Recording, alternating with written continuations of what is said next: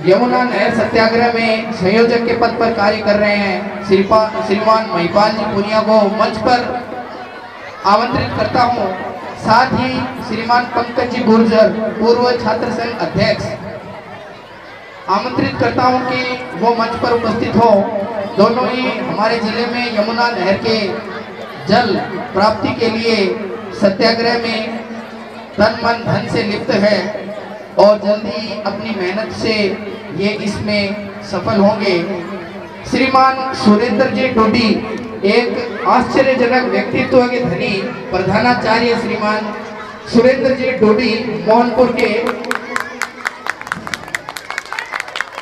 मैं इनको भी आमंत्रित करता हूं। राज्य स्तर पर पुरस्कार से सम्मानित श्रीमान प्रधानाचार्य सुरेंद्र सिंह जी डोडी ये विद्यालय के संरक्षक हैं और अभी फाउंडेशन जो कक्षा 6 से 12 तक विद्यालय में संचालित की जाने वाली है उसमें ये विद्यालय के संरक्षक रहेंगे। इनके साथ ही पार्षद श्रीमती शारदा जी को भी आमंत्रित करता हूं कि वो मंच पर आए और पुष्पा जी इनका माल्यार्पण द्वारा स्वागत करेंगे। एक बार जोरदार तालियां हमारे मंच अतिथियों के लिए।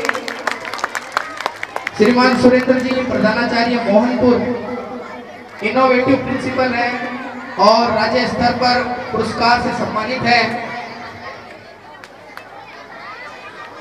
श्री महिपाल जी, श्रीमान पंकज जी गुर्जर, श्रीमती शारदा जी पार्षद,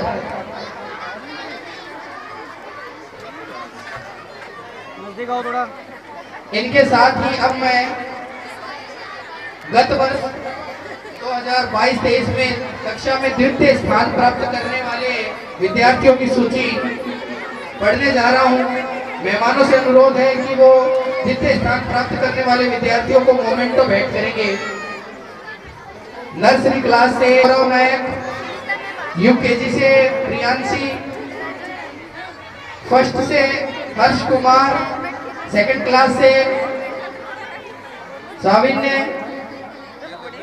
थर्ड क्लास से हर्षित राहड़, क्लास 4 से कार्तिक मुकेश, फिफ्थ क्लास से किंजल और आंचल, सिक्स्थ क्लास से सोनवी, क्लास 7 से आदित्य, क्लास 8 से ऋषिका। बोर्ड क्लास में इन्होंने 95.50% प्राप्त किए हैं 8th बोर्ड क्लास में। 9th क्लास से है ऋतु और 10th बोर्ड क्लास में द्वितीय स्थान पर विद्यालय की छात्रा दीपिका डॉक्टर ऑफ सुभाष चंद्र जंग 86.83% के साथ में कक्षा में द्वितीय स्थान प्राप्त किया है 10th बोर्ड क्लास में। एक बार जोरदार तालियां इन विद्यार्थियों के उत्साहवर्धन के लिए। ये होनहार विद्यार्थी आगे चल करके अपने माता पिता, अपने गांव, समाज, विद्यालय सबका नाम रोशन करेंगे।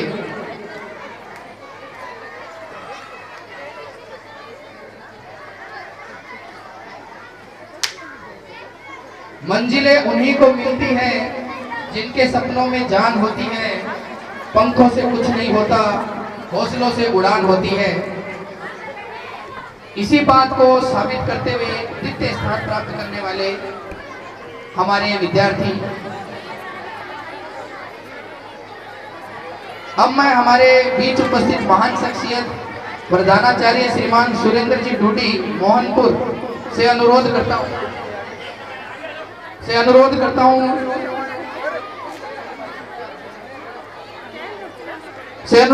हूं कि वो अपने मुखारबिंद से हमें अनुग्रहित करें।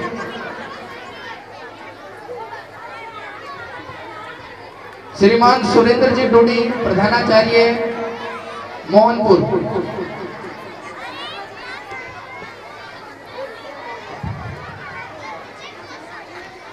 आज के इस बहुत सुंदर से कार्यक्रम में उपस्थित सभी अभिभावकों, प्यारे बच्चों, लर्नेट टीम, अरविंद जी और बहुत ही सुंदर तरीके से एक्टिंग कर रहे मेरे शिष्य विद्वान शिष्य नरेश रेवरिया, आप सभी को फर्स्ट ऑफ ऑल मेरी नमस्ते। सेकेंड, 5 मिनट लूँगा और बहुत अच्छी सी बातें बताऊँगा, क्योंकि टाइम बहुत कम है मुझे पता है, और माइक मेरे को दे दिया जाता है तो सब डरते हैं कि पता नहीं कब माइक छोड़ेंगे, इसलिए बहुत ही कम। या सबसे पहले तो जैसे आपको लेट था अंदर घुसा तो बहुत खुशी हुई, क्योंकि 2013-14 में ये बीडिया नामक जो पौधा रोपित किया गया था अरविंद जी और उनकी टीम के द्वारा, उसे आज एक वटवृक्ष के रूप में देखकर बहुत अच्छा लगा। 71 बच्चों, मात्र 71 स्टूडेंट से शुरुआत हुई थी 13-14 में, मैं 60 से कम मोस्टली आता हूँ और आज 500 प्लस स्टूडेंट्स हैं। इसलिए निश्चित रूप से अरविंद जी और उनके टीम ने बहुत बहुत मेहनत की है, उनको बहुत बहुत धन्यवाद और कॉन्ग्रेचुलेशंस। इसके साथ ही आपका जैसे स्कोप अरविंद जी से अभी आपने बताया कि गत वर्ष हमने मिलिट्री स्कूल्स के लिए एनडीए के लिए कोचिंग कराई थी और 25 बच्चे थे, 25 बच्चों में से एक तो राष्ट्रीय मिलिट्री स्कूल के लिए सिलेक्ट हो गए, उसके लिए बहुत बहुत बधाई आप। और इसके साथ ही 14 बच्चे ऐसे हैं जिनके 260 से ऊपर नंबर आए, अर्थात वो फाइनल दौर में है सिलेक्शन के लिए, उसके लिए तो बहुत शानदार बधाइयाँ, इतनी अच्छी उपलब्धि आपने जो प्राप्त की। आपकी टीम का जोश, आपके टीचर्स जैसे नरेश जो मेरे स्टूडेंट हैं, और मैंने पूछा कितने साल आपके पास काम किया, तो आपने 3 साल काम किया। ये बहुत ही लर्निंग स्टूडेंट है, कॉलेज लेक्चरर को डिजर्व करता है और निश्चित रूप से बहुत जल्दी बनेगा। और इसका मतलब क्या है कि अरविंद जी ने बहुत अच्छे टीचर्स अपने पास रखे हैं। ये नरेश को देखकर जो एंकरिंग कर रहे हैं उनको देखकर लगता है इन्होंने कभी समझौता नहीं किया कि कम पैसे में मैं टीचर्स रखूँ और बच्चों के साथ खिलवाड़ करूँ। इसके लिए भी आपकी टीम साधुवाद और धन्यवाद की पात्र है।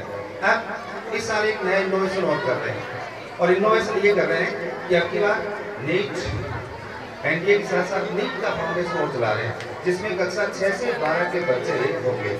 आपने नई शिक्षा नीति में देख लिया होगा, भजनलाल शर्मा का स्टेटमेंट सुन लिया होगा कि अब 16 साल तक आपका बच्चा बाहर किसी प्रोफेशनल कोचिंग में नहीं जा सकता, और इसलिए उसे यही रह के अपने स्कूल के साथ फाउंडेशन कोर्सेज करने हैं, वहीं पढ़ना है। और इसका मतलब ये आपके लिए बहुत अच्छा विकल्प होगा।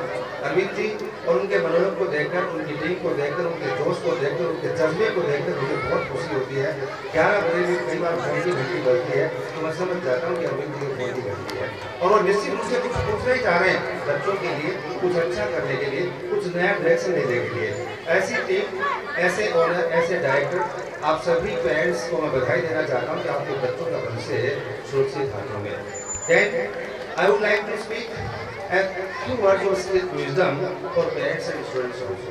अभी फेसबुक वाला, सोशल मीडिया वाला देखा था, चंद दिनों पहले सोशल मीडिया पे मैं भी कुछ देख रहा था, तो उस बच्चे की एक अपील मैंने देखी जो मैं आप सभी के सामने शेयर करना चाहता हूँ। इतनी सारी महिलाएं, और वो भी सारी महिलाएं जिनके हाथों में कम से कम एक मोबाइल अवश्य होता है, उनके लिए खासी बच्चे की अपील क्या थी कि मुझे मम्मी चाहिए, मुझे सिंपल सी मम्मी चाहिए, मुझे नेचुरल सी मम्मी चाहिए, मुझे मोबाइल लेस मम्मी चाहिए, मुझे मोबाइल लेस मम्मी चाहिए। आज बड़ी प्रॉब्लम है, बच्चे कहीं और से नहीं सीखते, बच्चे हमसे सीखते हैं। बच्चा बोलना सीखता है, हमसे सीखता है। बच्चा झूठ बोलना सीखता है, हमसे सीखता है। बच्चा मोबाइल यूज करना सीखता है, हमसे सीखता है। इसलिए कोशिश करें कि बच्चों के सामने कम से कम मोबाइल यूज करें। आपको पता है मोबाइल अगर बच्चे को आप देने लग जाएंगे, पहले खाने के बहाने देंगे, फिर कुछ और देंगे, कुछ काम में बिजी हो जाएंगे तब देंगे, लेकिन एक दिन आपका बच्चा ऐसे संवेगों का शिकार हो जाएगा कि वो आपकी बात नहीं मानेगा, वो मोबाइल लेके कमरा बंद कर लेगा और आपके बुलाने से भी नहीं बोलेगा।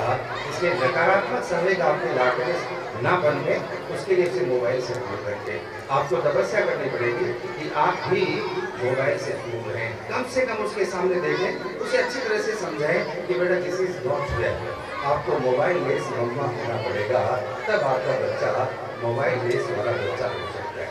इसलिए गांठ बांधने आज के इस कार्यक्रम में कि I have to ignore mobile, I have to use it at minimum, बहुत कम यूज करना है ताकि मेरे बच्चे में नकारात्मक संवेगों का विकास हो। एक दूसरी फ्रेंड्स के लिए खास बात, don't compare your child to others. बड़ी प्रॉब्लम होती है कि पड़ोस वाले बच्चे के 90% मार्क्स आ रहे हैं तो मेरे बच्चे के 90% क्यों नहीं आते। मेरे सामने आप 500 से ज़्यादा की संख्या में बैठे हैं, लेकिन मुझे कोई भी दो एक जैसे दिखाई नहीं दे रहे। The same story is also played. दिमाग भी सबका अलग अलग होता है, दिमाग भी सबका अलग अलग होता है, किसी भी दो बच्चों का दिमाग एक जैसा नहीं होता। इसलिए कभी तुलना ना करें कि पड़ोस वाले बच्चे के इतने अच्छे नंबर आते हैं, पड़ोस वाला बच्चा इस गेम में इतना अच्छा है। हर बच्चा यूनिक होता है, हर बच्चा अपने आप में अद्वितीय होता है और हर बच्चे में कुछ खास होता है। आपको और इस स्टाफ को मिलकर एक ही चीज़ करनी है कि उस बच्चे के कैलिबर्स, उसके एटीट्यूड, उसका एटीट्यूड पहचाने और उस दिशा में उसे गाइड करें। जरूरी नहीं कि हर बच्चा विद्वान बने, जरूरी नहीं कि हर बच्चा अब्दुल कलाम बने। आपका बच्चा यशस्वी जायसवाल भी तो बन सकता है। चंद दिनों पहले तक जो जायसवाल पानी पता से लेता करता था सड़क पे, आज ही मैं अभी पढ़ के आया था कि उसने 5 नोट में बंगला भेज दिया। 2 टेस्ट मैच बहुत शानदार खेले। इसलिए हो सकता है कि आपका लाडला जायसवाल बन जाए, हो सकता है कि आपके लाडले में भी शुभमन गिल हो सकता है कि उसमें बहुत अच्छा कोई अब्दुल कलाम हो। इसलिए डोंट उसे कभी भी कोई चीज़ थोपे नहीं, अपने सपने बिल्कुल बच्चों पे नहीं थोपे। मोस्टली होता क्या है कि मैं बेटा ये नहीं बन पाया तो ये दूसरे करना है। कोई जरूरी है क्या? आपका बच्चा तो है, लेकिन आपके सपनों वाला बच्चा नहीं है। हो सकता है कि उसमें कितना कुछ डिफरेंट हो। इसलिए कभी भी अपने बच्चों को तुलना ना करते हुए उनके अपने सपने, अपनी अपेक्षा नहीं थोपे। अगर आप अपने बच्चे का भविष्य बहुत अच्छा देखना चाहते हैं। एक और खास चीज बता देता हूँ, जैसे मैंने अभी यशस्वी जायसवाल की बात कही, इसके लिए होलिस्टिक डेवलपमेंट जरूरी है। मैं हमेशा कहता हूँ कि आपका बच्चा सिर्फ पढ़े ही नहीं, बल्कि आपका बच्चा खेले भी। बचपन कहीं ऐसा नहीं हो कि किताबों और नोटबुक्स में उसका सिमट के रह जाए, उसे खेलने का पूरा मौका दे। उसे जैसे छोटे बच्चों के लिए मैं कहता हूँ कि बालू मिट्टी में खूब खिलाना चाहिए। इसके अलावा 1 घंटा 2 घंटा उसे खेलने का मौका दिया जाना चाहिए। बच्चा खेल से सबसे ज्यादा सीखता है। जो बच्चे डेली 1-2 घंटे खेलते हैं उनका विकास ही अलग प्रकार का होता है। और मैं तो बहुत लंबा समय मतलब स्कूल्स की जैसे बच्चे की शक्ल देख कर बता देता हूँ कि कौन सी स्कूल में पढ़ा हुआ बच्चा है। क्योंकि होलिस्टिक डेवलपमेंट क्यों जा रहा है, इसका मतलब वहाँ निश्चित रूप से एक्टिविटीज होती हैं, वहाँ बच्चों को खिलाया जाता है। इसलिए पेरेंट्स को पूरा ध्यान रखना है कि बच्चा जब आपके पास घर पे रहे तो उसे सिर्फ होमवर्क ही नहीं कराएं, बल्कि उसे खेलने के लिए भी प्रेरित करें। आज 2.5% कोटा कटिया राजस्थान में खेलों का सीट्स खाली रहती है।